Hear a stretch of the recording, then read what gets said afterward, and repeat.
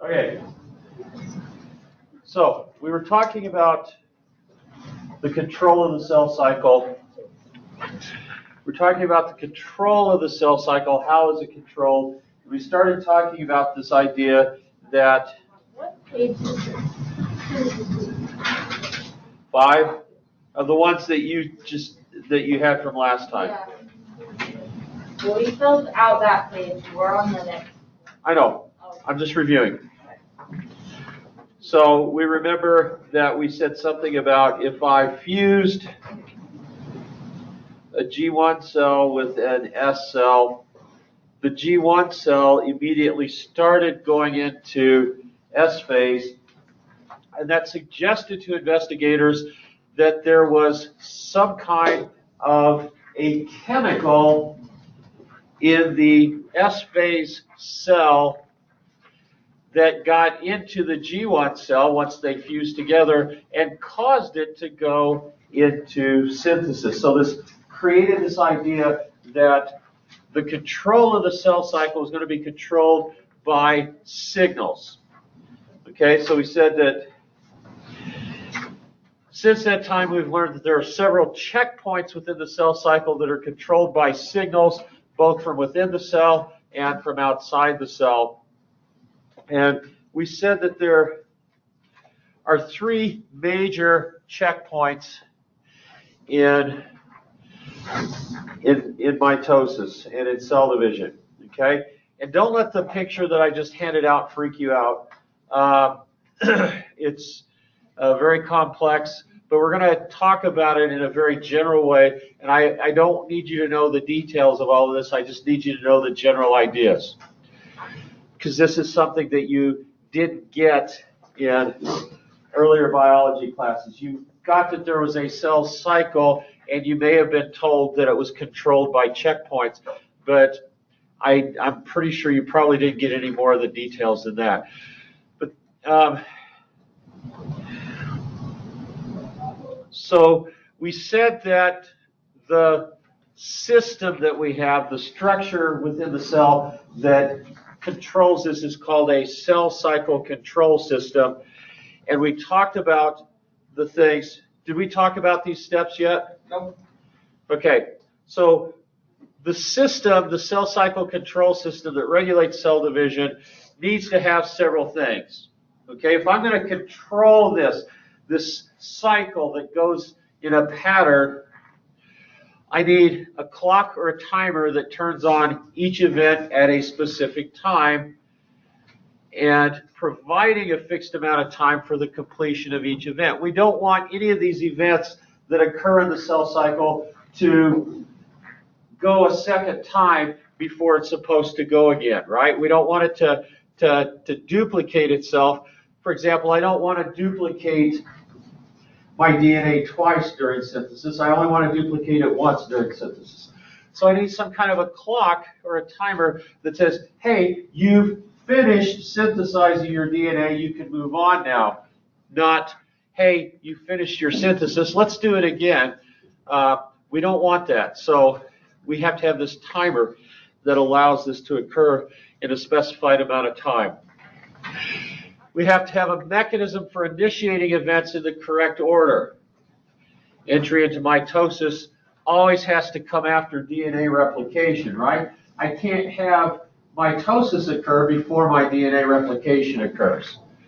That wouldn't be very good. I would only get one cell with chromosomes. I would get the other cell with no chromosomes. I need to make sure each event is triggered only once per cycle. We need to have switches that trigger the events in a complete irreversible fashion. It would be disastrous if events like chromosome condensation or nuclear envelope breakdown were initiated but not completed. We need to have backup mechanisms to ensure that the cell cycle can work properly even when parts of the system malfunction. And we need to have adaptability so the system's behavior can be modified to suit specific cell types or environmental conditions. This is an extraordinarily complex thing, and it's amazing that we all don't get cancer. Some of us do, some of us don't, But it's amazing that we all don't get cancer, that we all don't get cancer a lot. Okay? This is extraordinarily complex, and if it messes up, we end up with cancer. So the cell cycle control system accomplishes these goals through the use of checkpoints. We've already used that term. Checkpoints. Critical control points by which time specific events must have been completed, or the cell cycle can't proceed past that point until the situation is changed. Each checkpoint is set up so that the signal is communicated to it that each of the required events has been accomplished. Okay? I have to have a signal that everything is done in order for me to go on. In addition, checkpoints can monitor environmental conditions from both the inside and outside the cell. Each checkpoint is actually more of an opportunity to stop the process than causing it to proceed. Okay? We don't want to go on unless everything is ready, so this is an opportunity for us to say, stop, everything's not done, let's fix that, and then we'll move on. In general, the cell cycle will proceed if it doesn't receive the signal to stop. Cell cycle can be stopped at 3 major points and several lesser ones. And we're going to talk about these in a little bit more detail here. So a checkpoint near the end of G1 called the restriction point.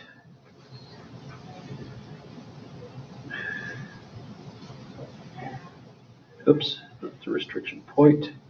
The restriction point. Okay, appears to be the most important. Here the cell cycle can be stopped if environmental conditions do not warrant the cell passing into mitosis. This includes the need to repair genetic damage that may have occurred as a result of previous cell division or as a result of environmental insult. Okay, there's a way that we can check to see if our DNA has been damaged, and it could have been damaged either by the previous cycle when I had a mutation occur, or it could have been damaged by sunlight, or it could have been damaged by some kind of chemical thing. But I check my DNA and I make sure that I don't need to repair the damage. But this is the point where if I do need to repair that damage, then I have to stop the cell cycle, because after that point, I'm going to synthesize.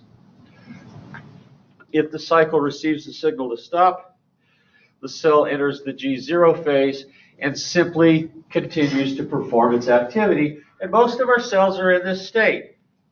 Cells that don't divide very often are in this state, some permanently. Others can be recruited to begin division under conditions of damage and repair. Other cells are constantly dividing to replenish cells that normally wear out and die, especially the blood and immune cells and our epithelial cells. So some of these never go into G0 phase. They keep going until they reach a certain maximum point where the amount of cells that are present says, okay, I've got enough of you, and then they stop. Additionally, the cell monitors the health of its DNA. We've already said that. If DNA is damaged at any point, certain chemicals slow down the rate of progression of the cell cycle so the DNA can be repaired. Mutations of these proteins that slow the cell cycle are important in the development of cancer. Okay? So, what I need you to know is not all of this detail, and I'm sorry this keeps floating back and forth, it's weird.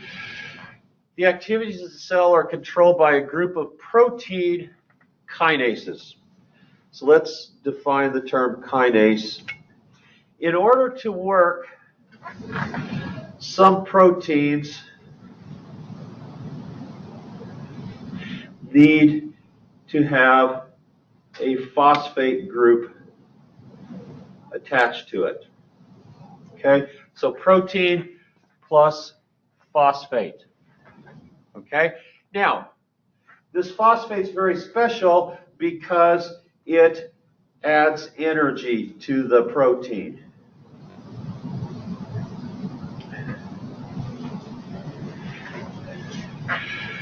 What molecule are you aware of that has phosphate in it that is an energy molecule? ATP. ATP, right? ATP. Does anybody know what the name ATP stands for? Anybody remember? The P obviously stands for phosphate. Adenosine triphosphate. Adenosine triphosphate.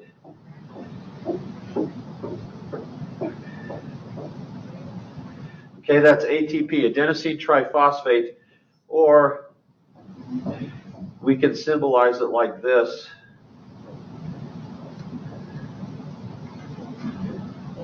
Okay? Oops, how come that didn't show up?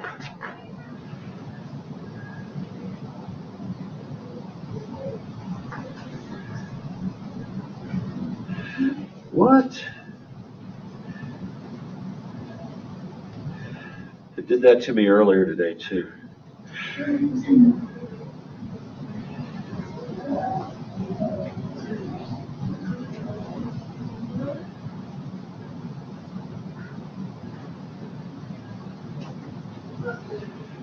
Come on.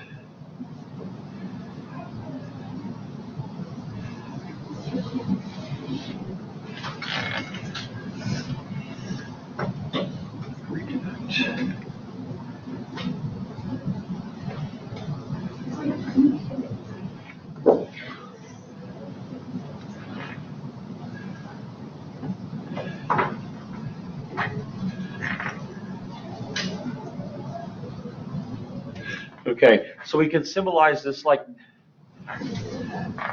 this as well, APPP, okay? So what's going to happen is that the adenosine triphosphate is going to add a phosphate to this protein, and that adds energy to it that it needs to work. And a protein that adds phosphate to another protein is called a kinase. Okay? So a kinase is a protein, an enzyme that phosphorylates other molecules. Okay? It causes them to have a phosphate added to them. And these proteins, these enzymes, are going to be called cyclin-dependent kinases. Okay, again, a kinase is a protein that adds phosphate to another protein. And these kinases happen to depend on a second molecule called cyclins. Where do you think the word cyclin comes from in this context? Since we're talking about the cell cycle, cyclin might be a compound that controls these cyclin-dependent kinases. Okay? So, and these kinases, these phosphorylating kinases, these proteins that add a phosphate group, remain stable throughout the cell cycle, but their activity depends on other proteins called cyclins. And if I bind a cyclin with its partner, CDK, that makes the CDK work. Are you kidding me? What's going on? When levels of cyclins are high, CDKs are active and can cause things to happen. When cyclin levels are low, CDKs are turned off. Cyclin CDK complexes are named by the control point at which they act, although individual proteins have their own names. And again, I just want you to know some general things about this. And when I want to test you on this, I'll tell you what those things are. For right now, let's look at, or let's investigate this model of the cell cycle here. This is driving me nuts. Okay, so here's the cell cycle. Here's mitosis up here at the top. Here's my G1 phase. And we said that this really important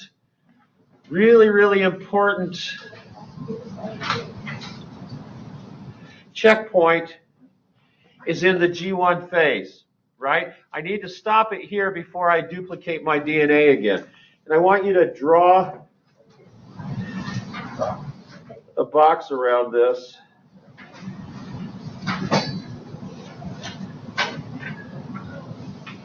Like this. Okay, I want you to draw a box around this. And this is the restriction point.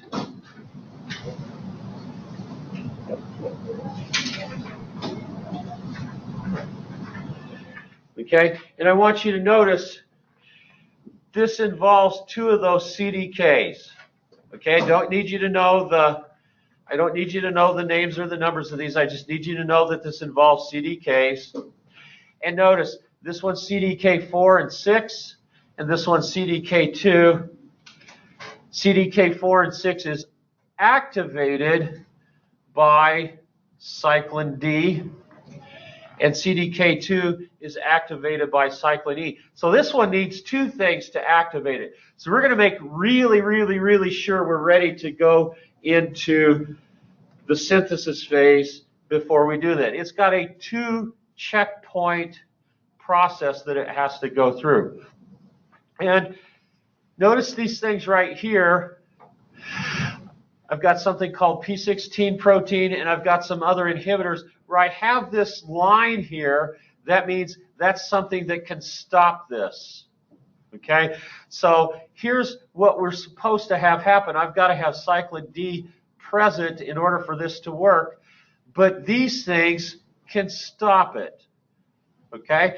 So I can know that I've just come out of mitosis, and my cyclin D level is going to start to increase once I come out of mitosis so that this can be active.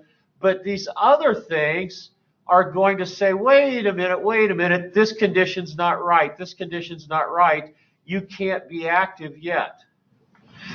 Okay?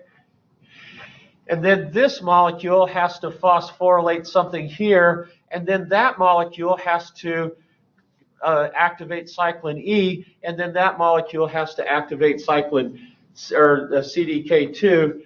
And I've got more things down here that can inhibit. Okay, so I've got all these signals coming in from elsewhere in the cell or the environment that say stop. So everything has to be perfect in order for these CDKs to work. And if you notice, I've listed up here the restriction point is this. Here's the G1 CDK, G1S CDK. That's both the same system here. That's all of the system. And CDK4 and 6 and CDK2 are the main CDKs there. And I've got cyclin D and cyclin E that need to be present in order for that to actually work. Okay, so that's that first checkpoint. And what we can do here is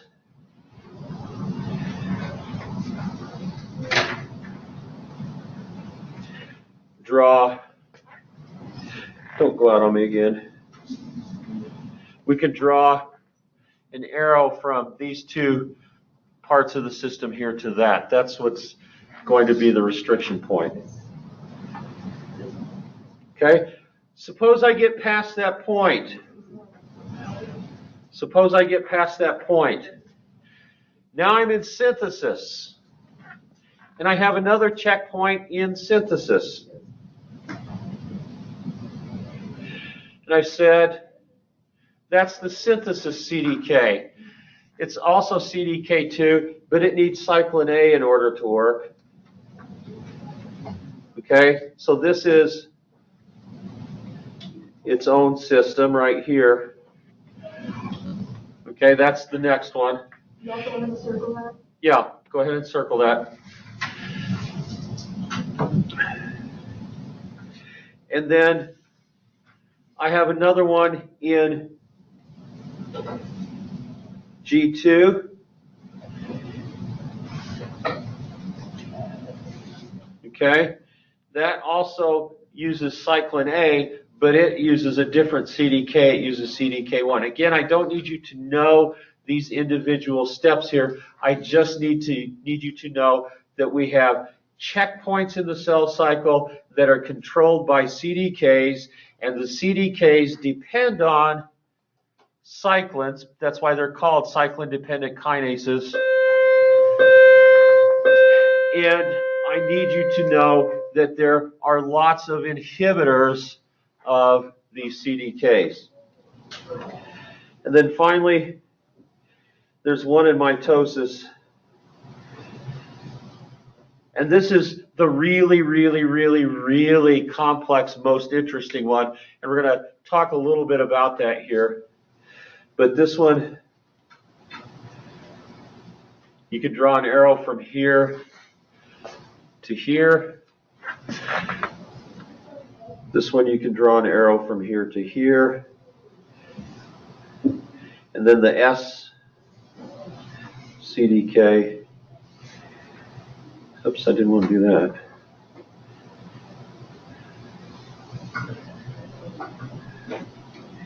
You can draw an arrow to the synthesis one there.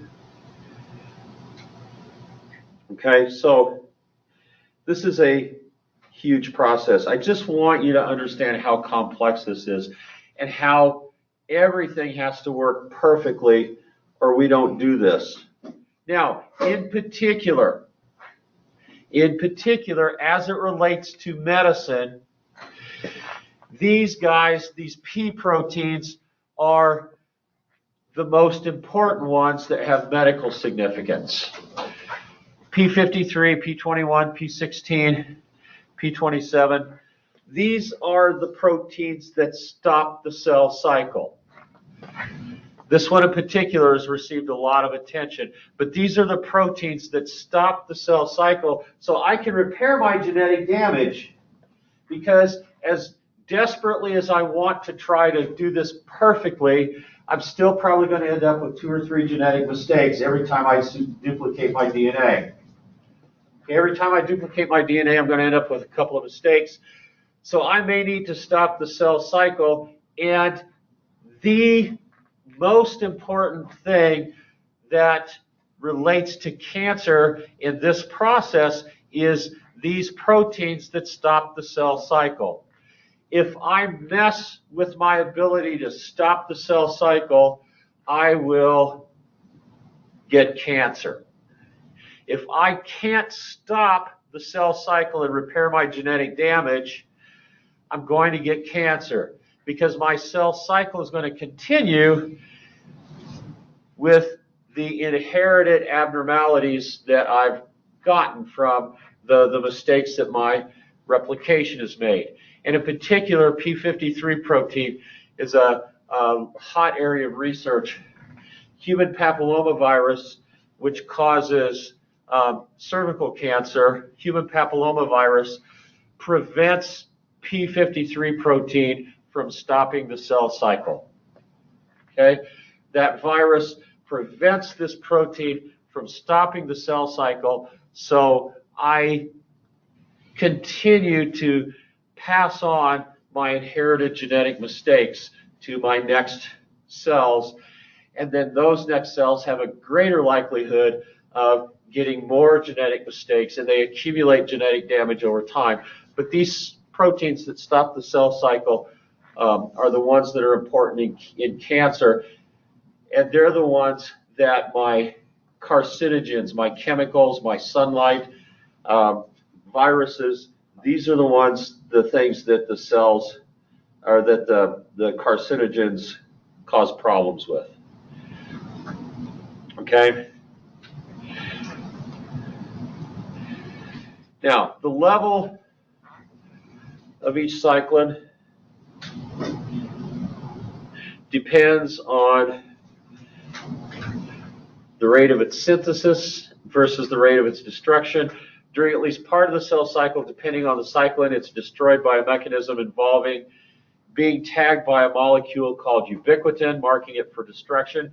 So we actually have molecules that latch onto our cyclins and tag them for destruction. The signal to attack these cyclins usually comes from molecules that are participating in the event the cyclin stimulated in the first place. So once I'm done with my checkpoint, the cell says, okay, we don't need you cyclins anymore. Go away. Okay, so when each cyclin increases in level, this activates the CDK. That CDK then does what it's supposed to, and then that part of the cell cycle says, okay, we're done now, cyclins go away. Okay, now there's one particular thing I want to talk about related to the mitosis part of things. I don't know why this is happening. Matrix. What's that? It's like the matrix. It is. Okay. So internal factors, internal and external factors can affect all of these processes. And one thing that happens is at the time of mitosis. And I want to talk about that. In order to ensure that each daughter cell gets all the chromosomes it's supposed to, the centromeres of all the chromosomes have to be attached to the microtubules in exactly the right way. Remember that in order for one chromosome to go one way and one chromosome to go the other way, I've got microtubules that are going to attach here and pull these chromosomes apart. Okay? And they have to attach in the right way. Now, what if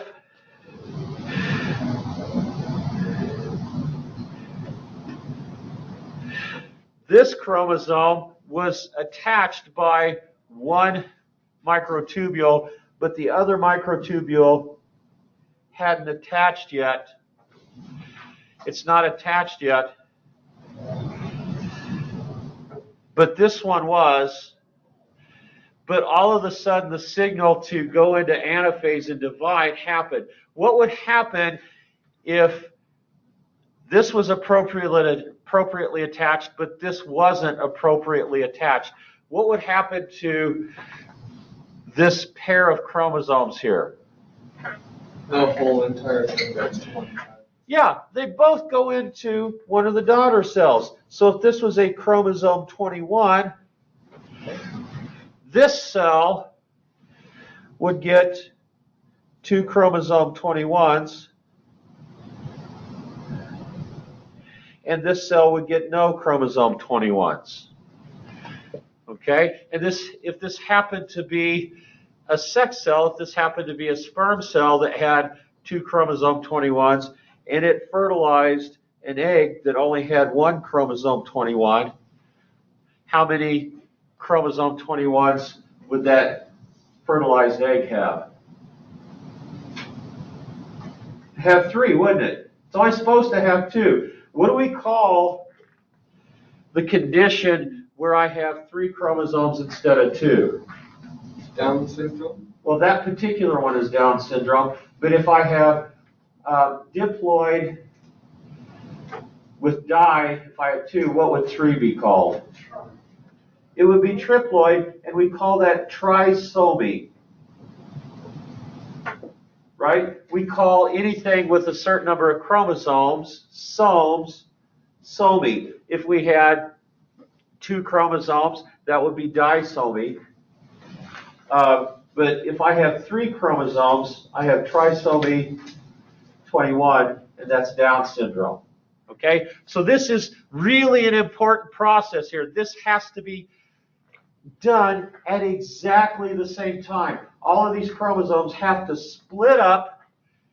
All 46 of these duplicated chromosomes have to go their own way into their daughter cell at exactly the same time. So in order to ensure that each daughter cell gets all of the chromosomes it's supposed to, the kinetochores, which is what these centromere proteins are called, the kinetochores of all of the chromosomes have to be attached in exactly the right way. So as long as this is not attached, this chromosome keeps sending out a message. Okay, it sends out a message saying, I'm not ready yet. I'm not ready yet. I'm not ready yet. I'm not ready yet. I'm not ready yet. And as each one of these chromosomes has their microtubules attached in the right way, they stop sending out that signal. They stop sending out that signal that they're not ready yet. And then finally, when that last chromosome is no longer sending out that signal, I'm not ready yet, okay, it starts. The cell gets the signal that it can't initiate anaphase as long as these things are not connected. Only when the last kinetochore is locked into place does the anaphase promoting complex become active. Okay? Only then does, and this is called the APC, the anaphase promoting complex, becomes active. And once that anaphase promoting complex becomes active, it activates another protein called cyclin.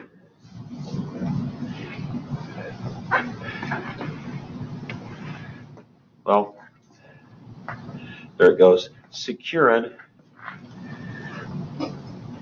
And that protein activates another protein called separase. Okay? And separase dissolves the connection between these two chromosomes all at the same time. Okay? You don't need to know these names. I just want you to see how complex this is. So once the signal is created, or once the signal stops coming in that we're not ready yet, the anaphase promoting complex becomes active. It activates cyclin, and cyclin activates separase, and separase causes these things to split. Okay? And that's what's going on in the checkpoint during mitosis. This is the main result of the checkpoint during mitosis. Now we're ready to separate. Otherwise, we have chromosomes going where they're not supposed to go. Okay? Again, I'll let you know what parts of that I want you to be aware of. Mainly, I want you to be aware of the fact that during mitosis, we can't separate the chromosomes until everything is locked into place and ready to go.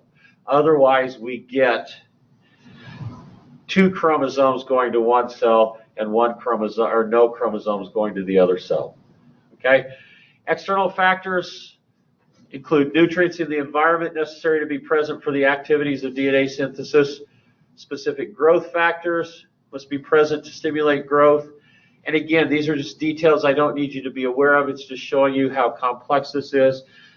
Platelet-derived growth factors released from a part of the injury process when platelets are stimulated to form a clot. So that's how we get blood clots. This stimulates fibroblasts to divide as part of the healing process. So there are a lot of things that go into making this up. The bottom line, control of cell division is a highly complex process, micromanaged by chemical signals at every step. This is so cells do not grow out of control. When individual steps of this process become faulty, the result is often cancer. Don't worry, I will not require detailed knowledge of the system, just knowledge of the general features or principles. Are you all convinced at how complex and amazing this process is? It's unbelievable. It's extraordinary. Okay. What time is it?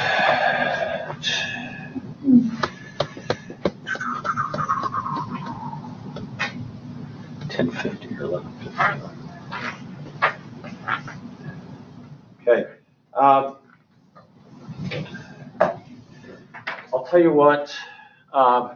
There's not going to be enough time for us to finish the anatomy thing that I gave you today. So I'm going to say for the next 20 minutes. You can do whatever you need to do. Yeah. Sure. If you want, you can use a Chromebook. Okay. My expectation is that you'll be working on something though.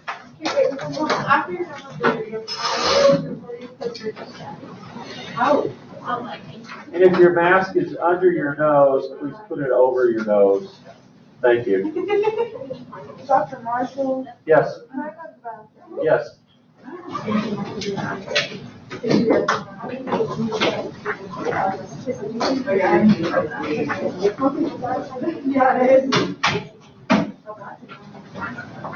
Oh,